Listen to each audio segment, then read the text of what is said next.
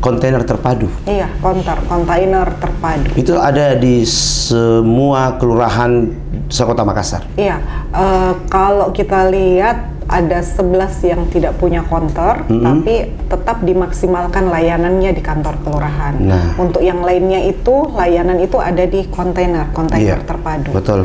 Kalau Pak Wali katakan Ibu Kadis, ketika satu SKPD itu akan dibagi setiap harinya berapa jam. Kalau teknis yang tentunya dari Dinas Perlindungan Anak dan Pemberdayaan Perempuan sendiri untuk ada di konter ini berapa jam diberikan waktu dan seperti apa teknisnya? Apakah ada berapa orang di situ staf dari DPPA yang akan standby? Iya, jadi untuk pemanfaatan kontainer terpadu, Bace ada di setiap konter dan alhamdulillah untuk edukasi dan sosialisasi ini berjalan 2 jam kalau untuk Bace, dan itu bisa dimanfaatkan oleh warga Kota Makassar untuk misalkan sebagai sarana konsultasi ataupun pelaporan aduan jika terjadi kekerasan yang terjadi di sekitar lingkungannya. Baik itu kekerasan fisik maupun non fisik, itu bisa terhubung lewat sarana yang ada di konter. Iya, sebenarnya walaupun juga konter ini kemarin belum di launching, tapi DPPA sudah jalan ya. Iya, jadi layanan kami itu ada baik secara offline maupun online.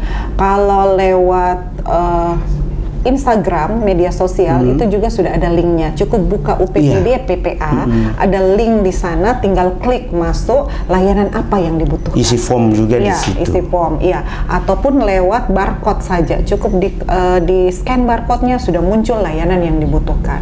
Saat ini banyak masyarakat memang yang mengakses layanan ini karena memang kalau kita lihat dinamika kekerasan yang terjadi di Kota Makassar saat ini, memang boleh kita lihat yang kasus kekerasan fisik yang biasanya urutan pertama, maka ini perlu saya sampaikan juga bahwa kekerasan seksual itu ada di urutan pertama. Ini menjadi alarm buat kita. Begitu banyaknya kasus kekerasan seksual yang terjadi sehingga memang butuh pencegahan, butuh upaya pencegahan dan penanganan jika terjadi. Dan saat ini kami giat bekerja dalam hal ini edukasi kepada masyarakat lewat shelter warga. Jadi ada bentukan juga ujung tombak di masyarakat shelter warga. Itu dia, shelter warga. Jadi shelter warga itu adalah gerakan dari masyarakat sendiri untuk melakukan upaya-upaya pencegahan. Jadi ini yang bagus, ini yang menarik juga karena warga yang berinisiatif untuk melakukan gerakan ini. Kalau malahan mereka sudah melakukan deteksi dini jika terjadi kekerasan. Oh, seperti ini model-model kekerasannya. Ini kan kadang biasa kita merasa bahwa itu hal yang biasa, padahal itu sudah luar biasa. Misalkan catcalling, kumpul beberapa orang terus hai cantik, hai manis ketika lewat anak perempuan. Si perempuannya pun juga merasa, saya dibilangi cantik, saya dibilangi manis. Tersanjung ceritanya ini. Padahal itu adalah salah satu bentuk dari catcalling. Nah, tentunya ini teman-teman yang menyaksikan podcast Anak Lorongnya Makassar, kalau beliau sampaikan tadi bahwa yang paling tinggi presentasinya adalah kekerasan seksual seperti itu. Kekerasan seksual.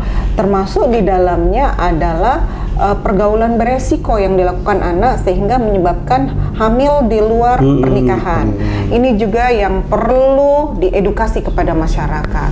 Jagai anak tak. Makanya ada program untuk jagai anak tak. Di program jagai anak tak ini lebih kepada bagaimana upaya-upaya untuk melakukan pemenuhan hak anak dan upaya perlindungan anak. Berbicara tentang pemenuhan hak anak, tentunya kita berdasarkan konvensi hak anak, termasuk di dalamnya apakah dia mengenyam pendidikan yang sesuai dengan wajib belajar 12 tahun.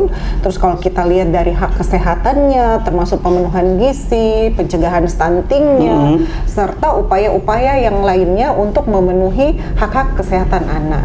Belum lagi hak-hak yang lainnya, termasuk di dalamnya adalah hak untuk mendapatkan identitas, akte kelahiran dan kartu identitas anak. Ini sudah harus. Jadi kalau kita cermati, memang ini menjadi kewajiban orang tua untuk lebih perhatian kepada anaknya. Termasuk di dalamnya adalah bagaimana pemenuhan hak dari anak. Iya, itu yang sudah harus dilakukan. Iya. Nah, yang perlu juga mungkin kita sampaikan ke masyarakat terkait dengan masyarakat yang mempergunakan sistem online, pelaporan online dan offline. Apakah lebih banyak yang melapor secara online atau offline, datang ke kantor nangis-nangis begitu yang langsung menemui petugas dari DPPA ini? Ya, jadi kalau kita lihat ini juga berimbang karena kami memang sarana media sosialnya banyak juga ya, tidak hanya lewat Instagram, tapi lewat WA juga boleh, ya. Jadi lewat WA tinggal menchat di WA-nya kami, WA centernya kami di 081148381112. Iya, mereka tinggal, tapi itu bukan via telepon, ya, karena terkait dengan kode etik juga, maka kami juga kadang kalau misalkan secara online sudah masuk ke dalam ke dalam masalahnya, kami lebih bagus untuk bertemu langsung, sehingga memang mereka bisa juga menyampaikan secara detail permasalahan apa yang dialami oleh si korban. Iya. Tentunya tetap dengan data-data, ceritanya, betul, dan juga data-datanya tidak akan keluar gitu ya, atau private. Nah, Bu Kadis, kalau bicara juga tentang Bala sama Carade ini, koneknya dengan masyarakat. Apakah yang tingkat pendidikannya medium ke bawah atau seperti apa yang bisa mengakses ini? Karena kadang-kadang kalau orang yang medium ke atas pendidikannya, wah, dia selesaikan mungkin dengan cara mereka sendiri begitu. Tidak juga. Jadi karena layanan ini adalah layanan untuk semua, jadi kita tidak melihat bahwa layanan ini untuk misalkan dikhususkan untuk kalangan yang tadi Erik sebutkan, tapi semua untuk masyarakat. Jadi yang mengakses pun juga kalau kita lihat tingkat pendidikan, berdasarkan tingkat pendidikan, ini hampir rata juga. Baik yang misalkan tamatan SD, SMP, SMA, semua ataupun perkuliahan juga mengakses. Iya, kalau kita lihat memang berbagai macam kasus, utamanya misalkan kasus yang meminta untuk rekomendasi pernikahan karena pergaulan beresiko, dalam hal ini hamil di luar pernikahan.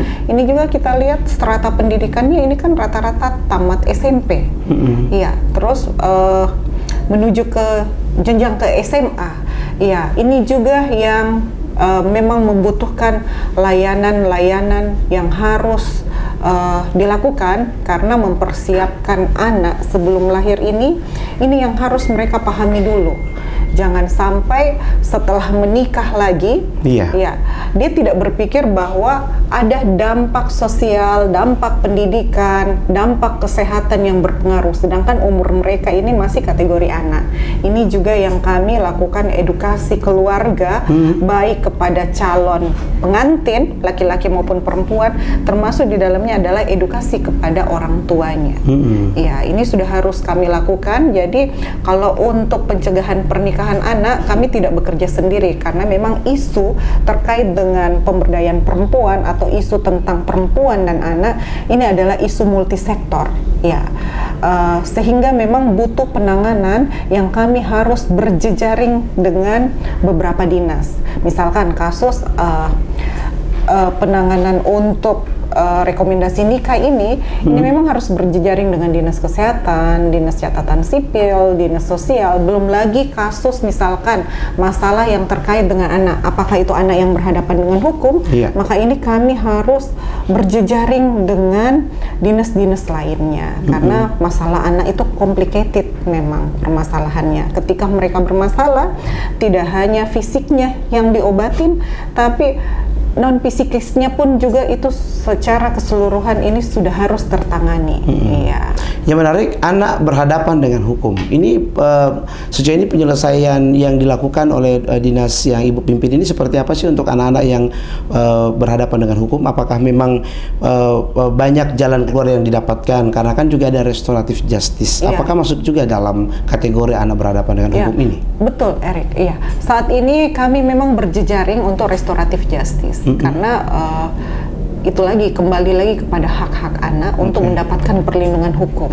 Jadi untuk jejaring ini ada beberapa LBH yang bergabung sama kami, termasuk di dalamnya NGO ya yang membantu untuk penanganan anak yang berhadapan dengan hukum.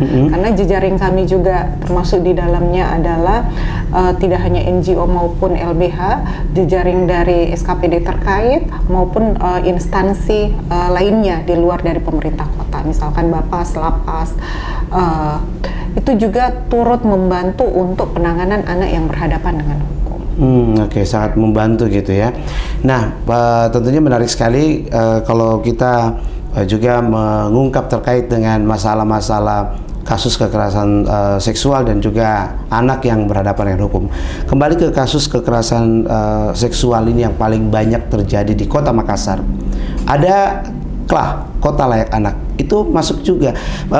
Bagaimana untuk penilaian kalau misalnya kasusnya lebih tinggi gitu, lebih tinggi untuk anak-anaknya, dan juga ada verifikasi Kota Layak Anak yang kemarin beliau ini kerja keras banget nih untuk bisa mendapatkan kembali reward itu. Iya, jadi kalau untuk beberapa kasus yang terjadi pada anak, kita tidak dapat pungkiri bahwa Kota Makassar dengan jumlah penduduk yang begitu besar, tentunya juga akan berimplikasi dengan beberapa kasus yang terjadi.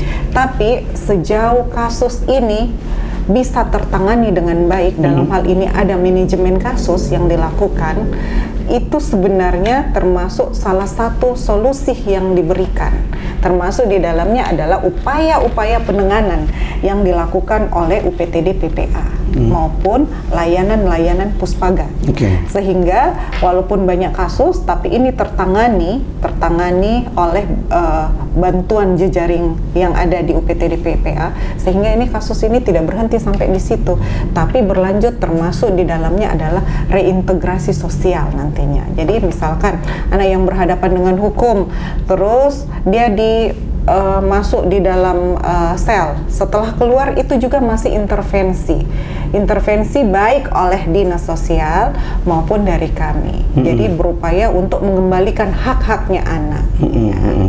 Ya.